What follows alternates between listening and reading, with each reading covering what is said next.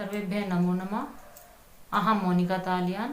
आज की वीडियो में हम अपनी कक्षा 7 की अमृतम पुस्तक के छठे पाठ यानी कि छठे पाठ का अध्ययन करेंगे। पाठ का नाम है सदाचारः।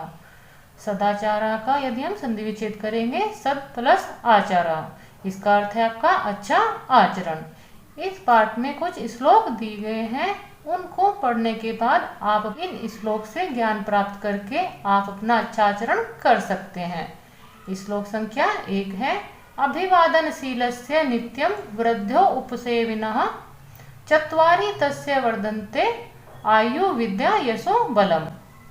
इस वाले श्लोक में बताया गया है अभिवादनशीलस्य, जो अभिवादनशील होते हैं या प्रणाम करने वाले होते हैं, नित्यम हर रोज, वृद्धो उपसेविनः बूढ़े व्यक्तियों की सेवा करने वाले होते हैं, चत्वारि ही 4 प्रकार के, तस्य माने उनके, वर्धनते बढ़ते हैं, आयु विद्या यश और बल।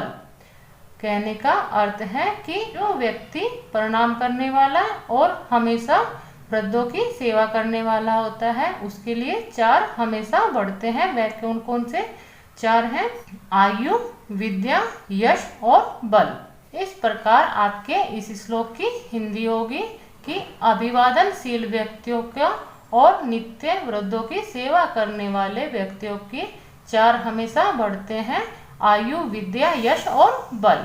सत्यम बुर्यात प्रियम बुर्यात न बुर्यात सत्यम अप्रियम प्रियम च न अमृतम बुर्यात एष धर्मः सनातनः। सत्यम बुर्यात का अर्थ है सत्य बोलना चाहिए, प्रियम बुर्यात प्रिय बोलना चाहिए, न बुर्यात नहीं बोलना चाहिए, सत्यम अप्रियम अप्रिय लगने वाला सत्य कभी नहीं बोलना चाहिए। प्रियम च का अर्थ है और प्रिय बोलना चाहिए, ना माने नहीं, ना अमृतम का अर्थ है झूठ, बुर्यात बोलना चाहिए। हमें ऐसा भी प्रिय नहीं बोलना चाहिए जो झूठ हो। ऐसा माने यह है धर्मः धर्म बताए गए हैं, सनातनः सनातन के द्वारा। इस श्लोक में आपको सनातन धर्म में क्या बताया गया है कि हमें कैसा बोलना चाहिए, उसके बारे में यहाँ पर इन्होंने कहा है कि हमें सत्य बोलना चाहिए, प्रिय बोलना चाहिए, लेकिन ऐसा भी सत्य नहीं बोलना चाहिए जो कड़वा हो या अप्रिय हो। प्रिय भी ऐसा नहीं बोलना चाहिए जो झूठ हो, ऐसा सनातन धर्म में बताया गया है। हस्तस्य भूषणम दानम सत्यम कंठस्य भूषणम श्रोतस्य भूषणम शास्त्रम शीलम सर्वस्य भूषणम।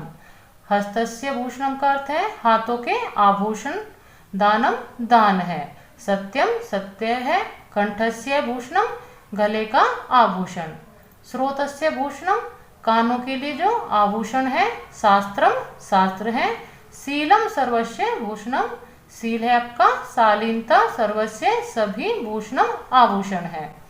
इसमें बताया गया है कि हाथों के लिए जो सबसे बड़ा आभूषण है वह दान है, गले के लिए जो सबसे बड़ा आभूषण है वह सत्य बोलना है, कानों के लिए जो हमारे शास्त्र हैं उनको सुनना ही कानों का सबसे बड़ा आभूषण है।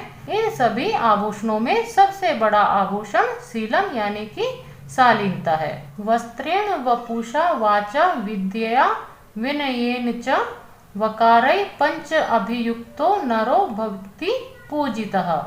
वस्त्रेण वस्त्रों के द्वारा, वपुषः शरीर के द्वारा, वाचः वाणी के द्वारा, विद्या विद्या के द्वारा, विनयेन च और विनम्रता के द्वारा, वकारय यह आपके 5 वकार, पंच अभियुक्तों कि यहाँ पर जो 5 वकार कहे गए हैं उनसे युक्त नरहो व्यक्ति भवति होता है, पूजितः पूजित।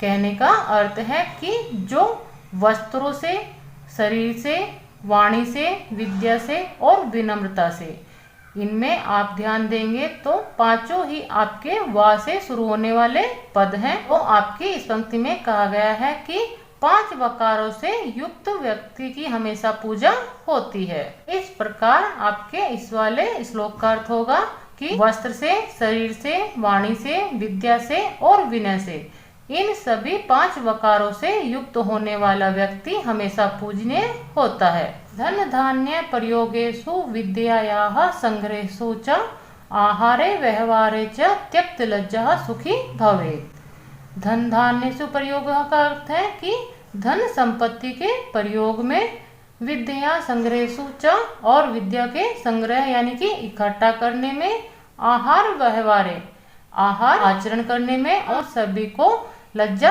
त्याग देनी चाहिए। लज्जा का अर्थ है लज्जा का त्याग करना चाहिए। जो इन सभी में लज्जा का त्याग करता है सुखी भवेत्, वह सुखी होता है। इस वाले श्लोक में बताया गया है कि हमें धन संपत्ति के प्रयोग में कभी भी कोई लज्जा नहीं करनी चाहिए।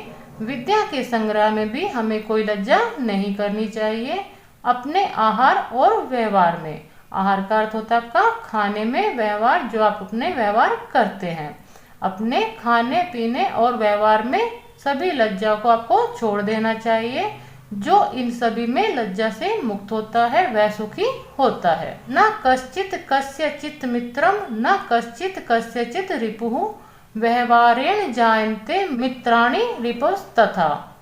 ना माने नहीं कश्चित कोई, कस्यचित् मित्रम किसी का मित्र है, ना माने नहीं कश्चित कोई, कस्यचित् रिपुः किसी का शत्रु है, व्यवहारेण जायते अपने व्यवहार से ही हम उत्पन्न करते हैं, मित्राणि मित्र, रिपुस्तथा और शत्रुओं को। इसमें बताया गया है कि ना तो कोई किसी का मित्र है, ना कोई किसी का शत्रु है।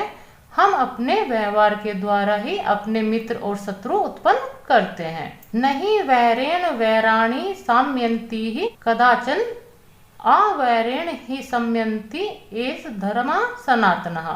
नहीं माने नहीं है वैरेण शत्रुता से, वैराणी जो शत्रु होता है, सम्यत ही शांति से ही, कदाचन कभी भी शत्रुता शत्रु भाव से समाप्त नहीं हो सकती। अवैरेण ही सम्यन्ति बिना शत्रु भाव के ही सम्यन्ति समाप्त होती है। ऐसा धर्म सनातन, यह सनातन धर्म ने बताया है। सनातन धर्म में बताया गया है कि शत्रु की शत्रुता कभी भी शत्रु भाव से समाप्त नहीं हो सकती। वह हमेशा अशत्रु यानी कि एक मित्र भाव से ही शांत हो सकती है। यह आपके सनातन धर्म में बताया गया है। इस प्रकार आपके सभी श्लोक का अर्थ मैं आपको बता चुकी हूँ। आप अपनी इस वीडियो को एक बार दोबारा देखेंगे तो आप अपने इन श्लोकों का अर्थ और भी अच्छे से समझ सकते हैं।